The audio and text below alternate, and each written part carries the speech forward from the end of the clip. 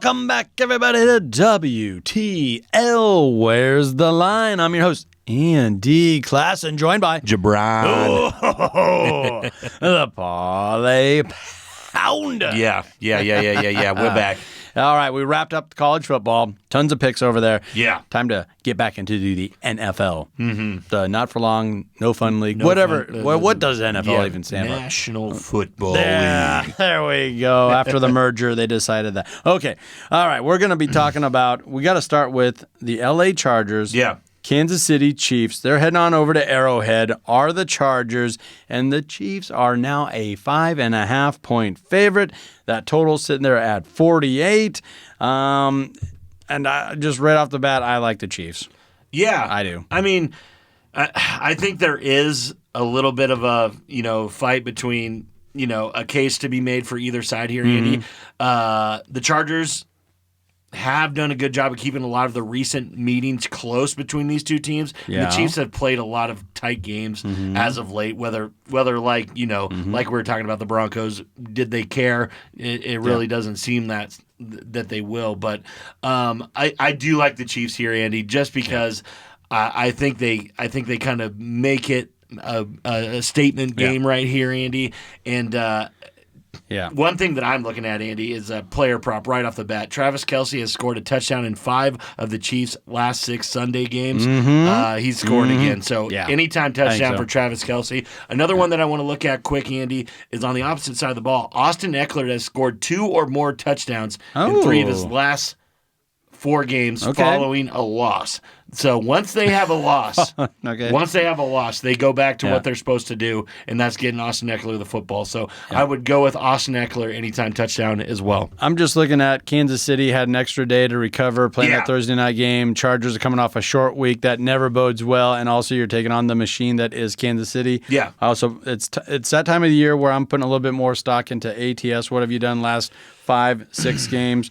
I just looked at it. Kansas City has covered 4 of the last 5. Yeah. LA has not covered 4 of the last 5. In fact, they've only covered 2 of the last 4. Yeah. 2 of the last 4 games. So everything to me just points at the home favorite here. Yeah. And tell me, Taylor Swift going to be in the stands or not? I'm sure she will be with a LA team playing, but you can see that this game, everybody's kind of thinking the same thing because it did open up at 6.5 points. You're right. And it's getting bet down already because it is the Chargers. The Chargers. Yeah. And their back is up against the wall. They do need to win games. They do need to score points. So I can see it being a tight game, Andy, but give me the Chiefs by a touchdown late, or they could just beat the wheels off them. It could go either two ways. Either way, Chiefs win. And this is also one of those games where I think the Chiefs are not going to want to take their foot off the gas as early because they know the Chargers can come back. Exactly. So they're not going to just want that 3 or 4 point lead late in the fourth quarter. They're going to want it to be 2 scores or more. Exactly, Andy. And that's the reason that I think this over-under it started all the way up at 52 points, Andy. It's already bet down all the way to 48. I like this over, just because of the things you were just saying. Chargers are going to push them to score points, and we know Mahomes and company can put the points on the board. So can Keenan Allen, Austin Eckler, and Herbert on the other side. Give me all the points. Give me the over. Love it. Man, and people are piling on Herbert, and yes, he did miss some throws. I just think it's kind of shocking when he doesn't make every single throw.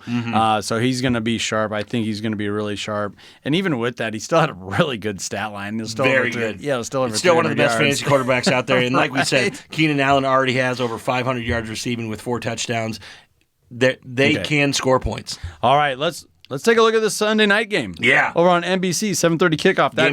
Game of the year. Ooh, so far. I mean, we're talking about Miami Dolphins. They are 5-1 taking on the 5-1 Philadelphia Eagles. Yeah. I think this line has a lot to do with who's at home.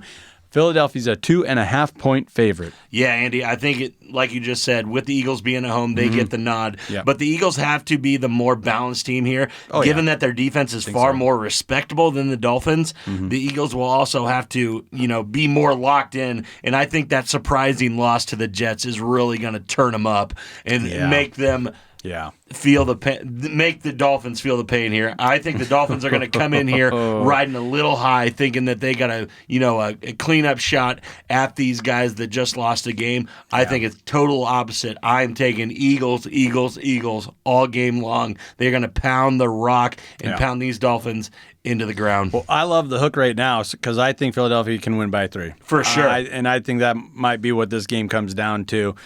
Field goal, late field goal, as you always like to say. Yeah. And I see Philadelphia coming out at top, and maybe the biggest deciding factor there is they're at home. Exactly. And I do like the motivational talk that you were saying there with Philadelphia getting smacked around by the Jets. Yeah. And then having to hear about it. Yeah. And if there's one thing people from Philadelphia don't want to hear, it's that New York's having success. Exactly. Against us. And then the next week, Miami's having success against us.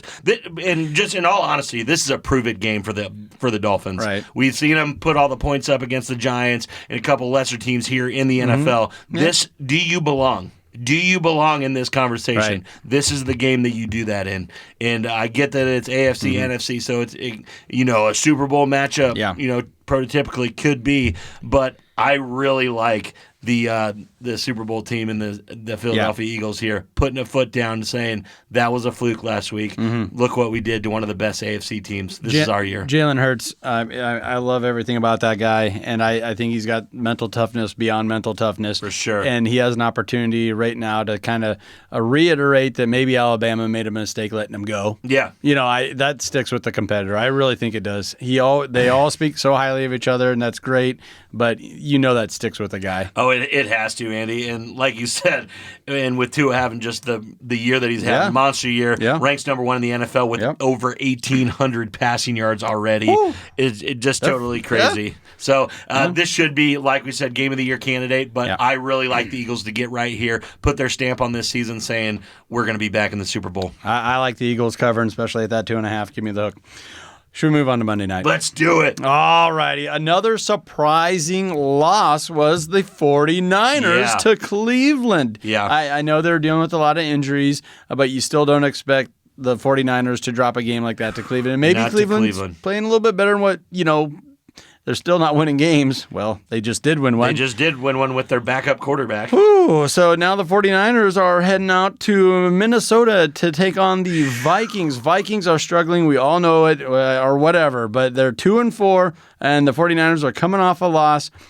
With that being said, the 49ers are still a 6.5-point favorite on the road. Yeah, Andy, I think all those injuries are still looming. It's all questionable. You questionable. got Christian McCaffrey questionable for this week. You got Deebo Samuel questionable for this week.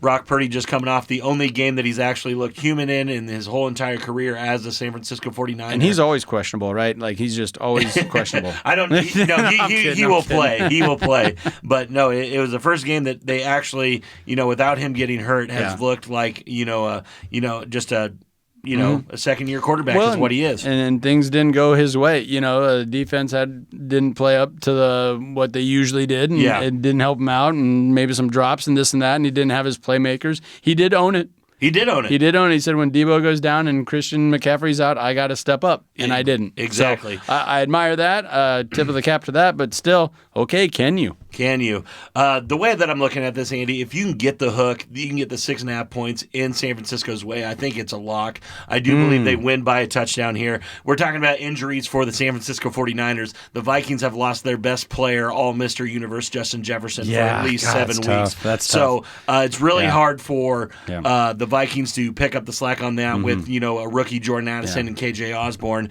The way that I really look at this, Andy, though, the 49ers, they just didn't look like themselves on Sunday. It was a very chippy game with over 25 total penalties against Cleveland. Yeah, it was perfect for Cleveland. Yeah, and the defense did its job pretty well. And I think that, Kirk Cousins, Monday Night Football, he's going to be slinging it. Yeah, and this is the best defense in the National Football League. Nobody's questionable on the defensive end of this football. Nick Bosa has a huge game. Fred Warner has a big game. Yeah. Give me the 49ers by a touchdown. And the Vikings don't cover. They've only covered in 3 of their last 12 games, and they're 0-6 against the spread. 0-6 against the spread, their last 6 home games. Yeah.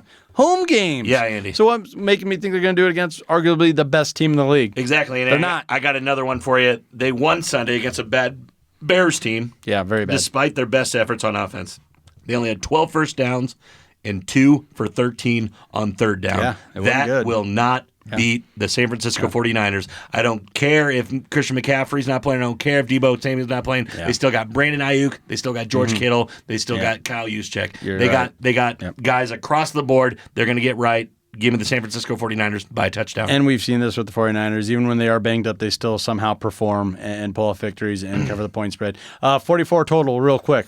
Yeah, I don't like it. I'm going to sidestep it. If I had to lean, I would lean on the over just because I think the 49ers are going to make a statement here. Put it on them. I just think it's going to be so hard for Minnesota to score with Jeffries being gone. Yeah. And it's already difficult for that offense. So I guess I'll sidestep that as well, but I'd probably lean on the under. Unders, and that's why we said it.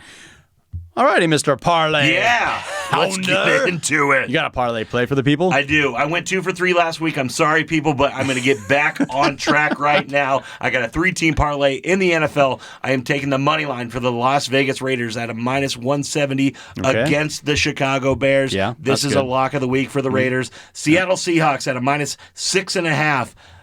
They are hosting the Arizona Cardinals. Everybody's saying Kyler Murray might be gone. I'm getting a little more juice on this one than I think I should be deserving. I think the Seahawks mop up the Cardinals. And then to end it, I got the Philadelphia Eagles by 2.5. We just talked about it over the Miami Dolphins. You're putting all 3 of those together, only putting $25 on this, Andy, to win 102. I really like that middle bet there with the Seahawks. A couple of things are going on there. Cardinals are playing back down to where we thought they would be. For sure. They just lost their running back, Connor, and that's a tough blow. Oh, it is. It's really tough, and Seattle's playing better than what they were the first couple of weeks of the season. No doubt. They're 3-2 on their way up. Divisional game. Arizona is still up in the air who they're going to play at quarterback. I don't think Kyler comes back and just has a crazy game. So as I read it off, the Las Vegas Raiders money line, Seattle Seahawks by 6.5, Philadelphia Eagles by 2.5. All 3 of them $25 to win 102. Straight cash, homie. Straight cash, homie.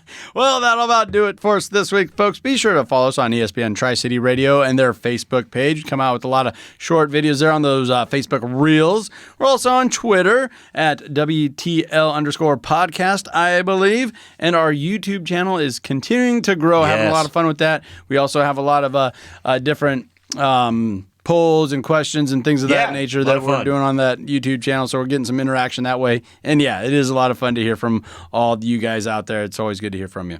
And also, you're on TikTok, right?